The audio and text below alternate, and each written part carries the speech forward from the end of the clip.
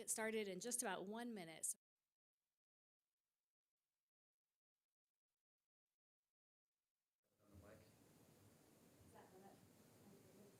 Yeah, so just so you know.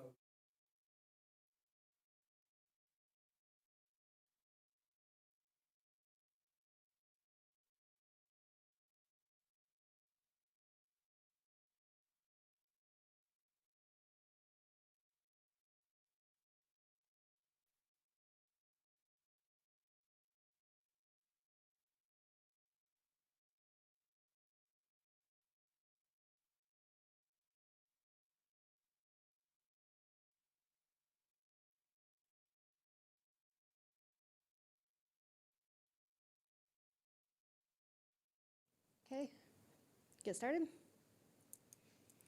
All right, hello everybody, welcome. Tomorrow's the big day, so thank you for joining us. You can see we have a new setup today. We're testing this in preparation for tomorrow.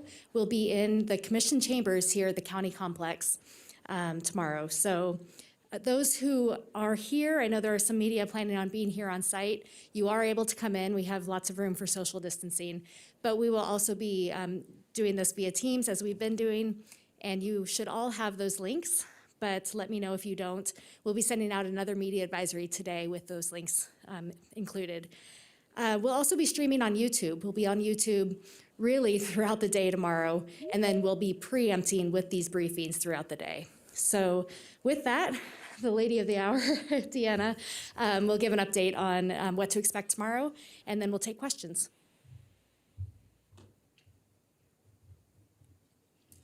All right, good morning, everyone. Again, thank you for being here for one of our weekly updates that we're doing for election coverage for this 2020 general election. It has been very busy, and we're really looking forward to a great day tomorrow. Again, tomorrow's election day. All polls are open from 7 a.m. to 7 p.m. And we will be allowing every voter who's in line by 7 p.m. will be allowed to vote. So again, we've had so far over a 71% turnout. So I'm expecting tomorrow will actually be a very smooth day. One of the things, if you're planning on going out to the polling locations tomorrow, is we have our wait times app. That link is on our website. And it's www.washoucounty.us/voters. And it's a quick link to get to that wait times app. That way you can see where the lines are or where you might want to plan to vote that day if you're voting on election day. We still have some drop-off locations too. So we have 29 in-person locations and 16 drop-off locations. Of course, you can drop off your ballot at an in-person location. However, it might be more convenient to just drop your ballot off if you're wanting to drop that mail-in ballot off at one of the drop-off locations as opposed to going to where there might be long lines for polling in-person voting. We want to make sure that the experience is quick and efficient for everybody. And again, with over 71% of our voters already casting a ballot, I'm hoping that tomorrow will be just a really great, smooth day. I'm hoping that everybody who's eligible can get out and cast that ballot. And I'm hoping that they're able to do so in the manner in which they choose to do, which is why we've had all these options for this election. Again, very pleased to see the turnout. Things have been going really well. And we want to make sure that people know about our live streaming that we'll be doing. I know Bethany has sent out some of the information about when live streaming is going to be available. We'll be doing live streaming in our office right now after this until 5 p.m. today. And then tomorrow you'll be able to watch election night receiving, which has always been very interesting for people to be able to actually, instead of having to be here, they can watch us as we're receiving all of our polling locations when they're bringing back those results for us to tally. It's a great process, and if people have never seen that before, we really encourage people to log on to the Washoe County YouTube channel and watch us do our work as we're receiving ballots and casting everyone's votes. Wanted to also just remind everybody about our results dashboard. We will be posting results, and there will be unofficial results that we'll start posting after the last voter has cast their ballot in the state of Nevada. We'll get that okay to go ahead and start posting those results. And at that point, you'll start to see the first unofficial results that will be tallied coming in on that dashboard. We will start with the mail-in ballots that we received up until Election Day, and then we'll proceed with early voting, and then Election Day results. However, depending on timing, we might actually get all of that quickly. Again, we only have 29 sites that are going to be reporting tomorrow night. So we might actually get some of our results in, and we may be able to post the full unofficial results by the time the last voter in Nevada has cast their ballot. But again, it just depends on timing and how this all works out. I'm expecting an extremely smooth day tomorrow, considering it looks like the majority of our voters have already cast their ballot. Again, tomorrow, 7 a.m. to 7 p.m., people can still go in person on Election Day and vote. But I think that we're going to have a really great, smooth day tomorrow. Another reminder about the results reporting. So even though we will be releasing some unofficial results, there are still ballots that will not have been cast by tomorrow evening. Those include ballots that are postmarked by Election Day and that we receive within 7 days after the election. Those ones will still be cast. Also, every provisional ballot that has been issued, and that applies to most of our same-day registrations. The people who have same-day registered, they were issued a provisional ballot. Once we verify their eligibility to cast a ballot, then those will be counted. Of course, those don't come until well after the election, and the only time we were issuing those official results will be at the canvass of the votes, and that will occur on November 16th here in the Board of County Commissioners chambers. We will post those official final results at that point in time, and also have the precinct by precinct detail that will be available for people. At this time, I guess I'm open for questions. Hey, this is Tabitha Mueller from the Nevada Independent, and I was curious as to how many mail ballots have not been counted and how many you expect to have counted by tomorrow night. That I don't have on the, right at my fingertips right now. I'd have to go and look and see how many we've already counted. We've at least processed at least 86,000 ballots, but it's still, I'd have to get the exact numbers for you, and I can get those to Bethany. Thank you, that would be great. Certainly. This is Paul Nelson with 2 News. With voter registrations, I've noticed that there's been quite a few new registrations since last week, about 3,000 more of them. Plus, it's not too late. People can actually register to vote tomorrow, right? That is correct. How do they go about doing that? So same-day registration, you can go to any in-person polling location and register to vote. You just need to make sure you have your Nevada driver's license or ID card with you. That is a requirement for same-day registration. It has to be a Nevada driver's license or ID card, and it can be the interim document. So if you haven't received your printed final DMV driver's license or ID card yet, but you have that interim document they give you, that is an acceptable form. If you also are doing same-day registration and your residence address is not current on your driver's license, you'll need to bring proof of residency, and that can include a utility bill, your car insurance bill, something that has your residence address on it. That way we can provide that ID requirement and that proof of residency at the same time. Deanna, this is Ben Marzot with News 4. Can you hear me? I can. Great. I'm curious, in the primary, how many mail ballots did you guys receive after Election Day? And then from that, do you have an estimate of how many mail ballots you might get after Election Day for the general? All right. I don't know that again off the top of my head. I would have to look back and see what the numbers were after the primary. I expect, again, we have over 71% of our voters who have already cast a ballot. I don't expect that we're going to get a lot that are going to come in, but it could be a few thousand that might come in that have been postmarked on Election Day. That'll still be coming into us through the postal system. So it'll be interesting, but I can get those numbers again. We'll let Bethany reach out to me and I'll get those numbers for you. And then, the president and others have said that they need these results on election night, and basically for the networks to be able to call it on election night no matter what. I mean, what would you say to people if this race is close? Would you warn them to not be ready for full results on election night? So it depends on what races you're looking at.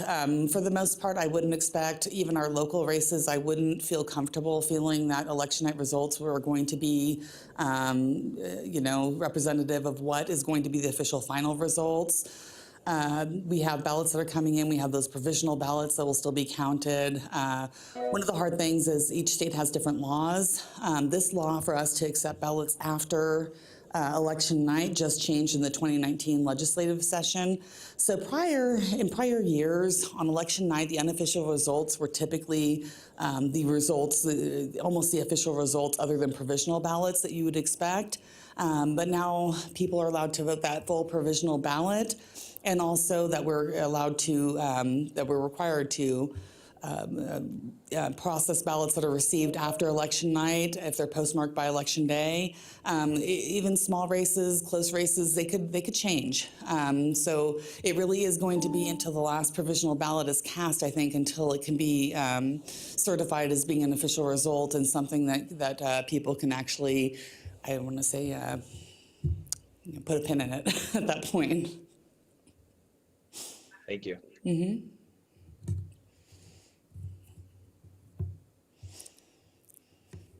Hi, it's Stephanie from CNN.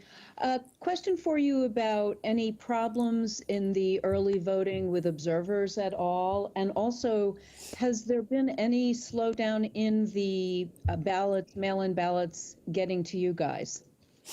I'm not aware of any slowdown in ballots getting to us. We are receiving ballots that are coming in from our locations for drop-off. We're actually physically going to the post office and picking up our ballots too. And we'll be doing that through, actually after the election, through that 7th day.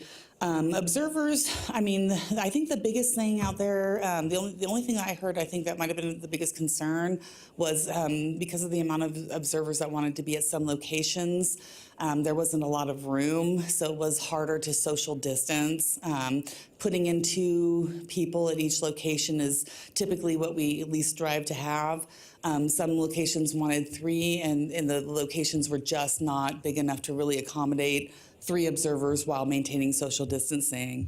That was the biggest thing that I think was an issue for us as far as observers are concerned. They've been around, and we've been getting reports from them, but for the most part, things it sounds like have been going really well. This is Paul Nelson with 2 News. When it comes to the setup for the extra 14 or so locations for Election Day, how's the setup process looking? And then what should people know when they get to the polls tomorrow? Can they line up early, or should they get there right at 7? And then how late can they stay? So I kind of missed the beginning of your question, but so polling locations, they will start setting up. They'll be there early.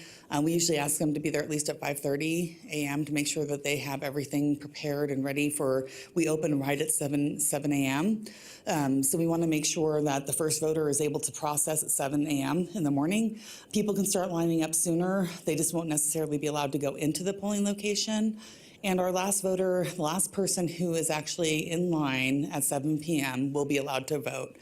So there is somebody that we send to the end of the line. So at 7 p.m. they say, hey, this is the last person. Of course, if somebody's running to the line, they're going to let them vote. But at that point, they're going to mark that as the last voter for that polling location at 7 p.m. And we will process them until they're allowed to cast their ballot before our polling location will close. And then just how the setup is going right now with setting up the machines and all that. Certainly. As far as I know, delivery has been completed at all of our locations, and we ask them to do a pre-election setup. So they go in and check the equipment. They make sure that they have all the supplies that they need. If they don't, they can come back and ask our office, say, hey, we're missing a flag or we're missing some paperwork, and we'll get that out to them right away. We began this at 9 a.m. this morning, and it goes through 4 p.m. tonight, where our poll workers are picking up their critical supplies, and then they're going to be going out to their polling locations to arrange the setup and start getting ready for tomorrow, for Election Day. Dina, this is Ben Marjat again. as of, I think, Friday, the turnout was at 68%. You said now it's 71. Yes. I assume that's from, all the mail ballots arriving over the weekend. Is that right? That is, we got our mail ballots that arrived over the weekend. We did pick up on Saturday and Sunday. But we also did receive all the ballots that came back from our polling locations from early voting and the drop-off sites for early voting. And those are also included in that number. Great. And then are you guys going to be updating the website for like the 31st and for yesterday to give the new numbers for mail ballots? I can certainly do that today. I can't go back and necessarily do it for Saturday specifically or Sunday specifically, but I can update the numbers as of what we've received so far as of whenever I get over to be able to do that up till today. Okay, cool. Thank you. Yeah, no problem. With the rise in COVID cases in the county, have you lost any poll workers? Did you have to bring new ones in? Has there been any effect? We've had a couple of poll workers who, there was a couple that they had not been exposed necessarily themselves, but they had been around somebody who had been exposed and tested positive. Those people went ahead and, of course, did not resume working for us. The cases where that occurred, where the exposure was 12 to 14 days prior to them starting. So there wasn't an extreme concern that they were contagious or would be able to transmit because they themselves had not been tested yet. But that we did have a couple of those cases. So far in our office, everything has been going really well. So everyone stayed healthy. Again, with a lot of the requirements and everything that we put into place, I think it's really helped spread any kind of access to, or well, I shouldn't say access, but any kind of risk to our staff. Everyone's been very diligent about, of course, doing social distancing, wearing their masks when they can, or wearing their mask and providing that sanitation and washing their hands a lot. So again, we've been doing a really good job. We did have one location that it wasn't any of our poll workers, but it was an employee at a location who had tested positive, and it was a ballot drop-off location. So they did close for the last day of early voting due to that incident, so they could deep clean the store that they were at. But again, none of our poll workers were exposed. Is that a polling site that's supposed to be open tomorrow?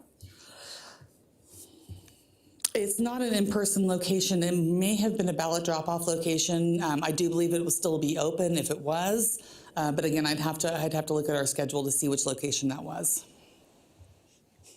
Are you surprised at how popular the mail-in ballot option has been this year with that outnumbering the early voting? I'm pretty surprised. It's early voting has been extremely popular in the state of Nevada, so I'm a little surprised that that mail-in voting has been more popular than early voting. It's a pleasant surprise. We just want people to vote, no matter how they choose to vote. But it has been definitely not exactly what I expected, but not a bad thing. Have you guys detected any attempts at, someone voting twice by mailing 2 ballots in? Have you guys detected any fraud attempts? It's hard to determine whether it's a fraud attempt, but we have had some people that have returned a ballot and appeared in person to vote. Of course, we collect all that information. We will turn it over to the district attorney's office and the Secretary of State's office. A lot of those cases are typically mistakes that people have made. They either forgot that they had sent a ballot in, or they didn't think the ballot was going to get to us in time, so they went ahead and early voted. But all those cases will be turned over to both the district attorney's office and the Secretary of State's office, and we'll let them do their investigation to determine whether there was an intent to commit fraud. How many would you estimate cases of that? Right now, I'd say I probably have about 15 that I'm looking at.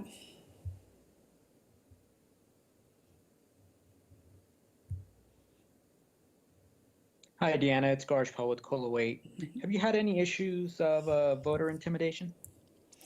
Again, not that I'm aware of. We did have a couple of locations that had some aggressive petition signature gatherers that people were not pleased with how they were approaching them.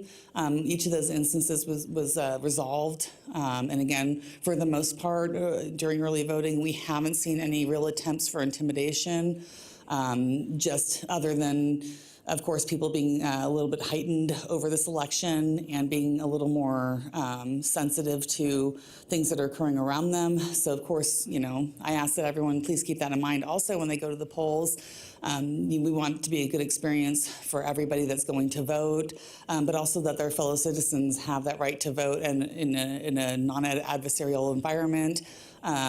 So, for the most part, if people just, you know, kind of play nice and pay attention to the rules about campaigning and electioneering near the polling locations, everything will go really smoothly tomorrow.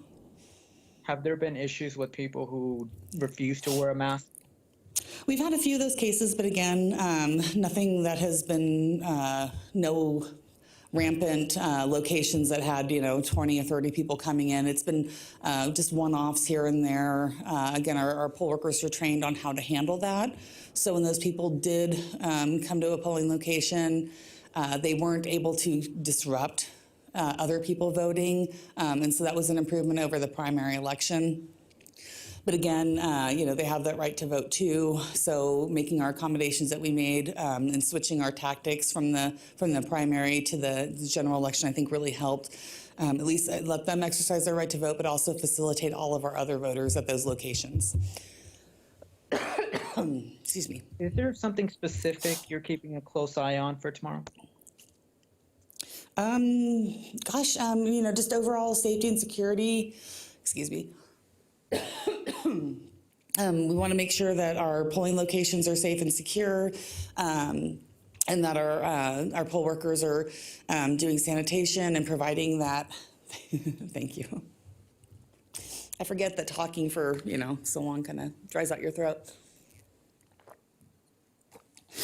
We just want to make sure that all of our election workers and our voters are safe and secure out there, that everyone's able to cast their ballot in the manner they choose.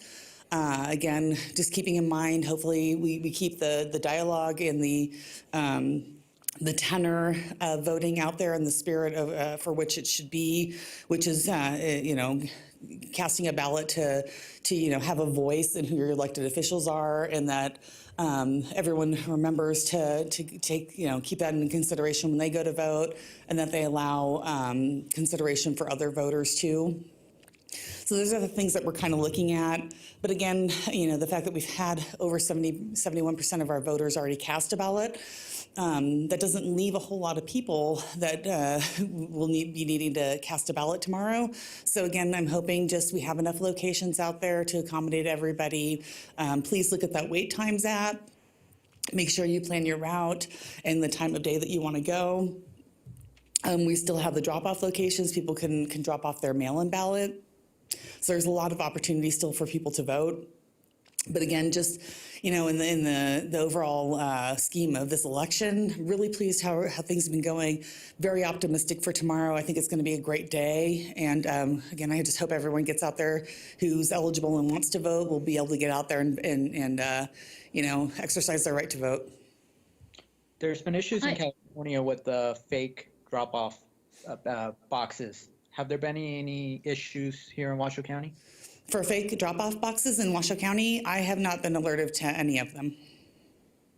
Thank you. You're welcome. In terms of how mail-in ballots are counted, are they counted in order received, by precinct, random order? So our ballots are actually counted in precinct order. We do check them in as they come in. So if something is received on a certain day and time, we go ahead and check them in as received on that day and time. Then they go through a signature verification process. After that, they will be sorted into precinct order. And then those precincts are, of course, we open the ballots and get them prepped to run through our tally system. And at that point, there's not an order necessarily. They are run by precinct, but they just, as soon as they're open and ready and prepped and ready to be scanned in, we do so. Is Is it a relief that so many people have voted already just because there's only 29 locations for people to vote tomorrow? It is a little bit. Although I would say with early voting, even though we have less or fewer locations than we normally have during early voting, I think the distribution of people at our polling locations, they're able to accommodate a high volume. And especially for election day, we have a lot of our larger facilities that are available, and they will have adequate equipment and personnel. So it's always nice to go into election day knowing that I'm feeling very confident that we have enough equipment and enough personnel out at our locations that we do have.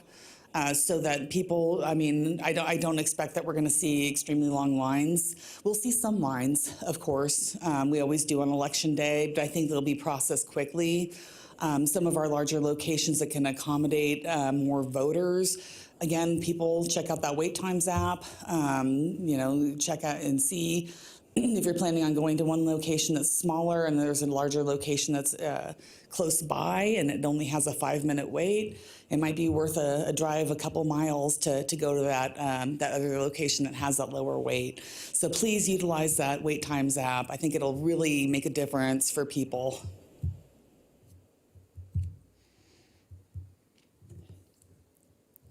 I had another question, which is, are you going to be counting ballots in the same room as during the primary? And can photographers swing by and take photos? What are the rules surrounding that?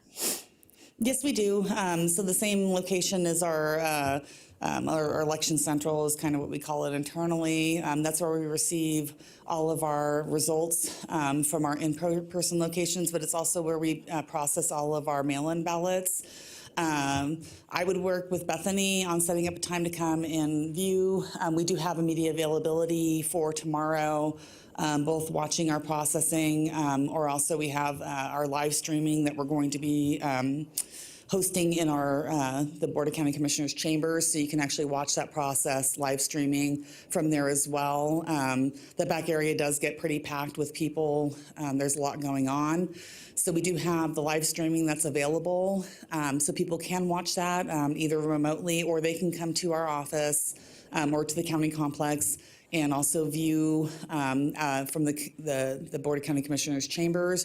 Or we can set up a time that if somebody wants to get some footage of actually what we're doing in the back, we'll make that available too.